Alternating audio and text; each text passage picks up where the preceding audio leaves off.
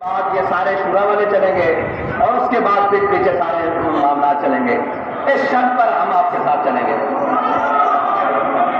اور یہ چلنے کا انداز ہوگا اور انشاءاللہ ہم سارے اپنی جانب لے کر آئے ہیں. کوئی مسئلہ ہی نہیں ہے. یہ ان کی غلط فہمی ہے کہ وہ خون دیکھ کر نہ ہم خون لینے تو ہیں، وہ ہم نے انشاءاللہ اسرائیلیوں کے لیے لینے ہیں. اگر تم ان کی غلامی پر اتر آئے ہو اور تمہیں یہ مان چڑھ گیا ہے کہ تم جا کر اقوام متحدہ میں تقریر کرو اور تمہیں دیکھ کر بھی قرآن پڑھنا نہ آئے، تم واپس آ کر فلسطین کے چیمپئن بنو، تو ہمیں تو الحمدللہ قرآن حفظ ہے اور ہمیں زبانی بھی قرآن آتا ہے.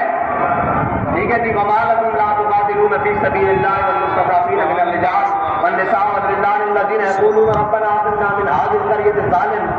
ہم تو یہ قرآن پاک جتنا اللہ نے توفیق دیا ہمیں آتا ہے، ہم تو دیکھ کر بھی پڑھ لیتے ہیں، زبانی بھی پڑھ لیتے ہیں.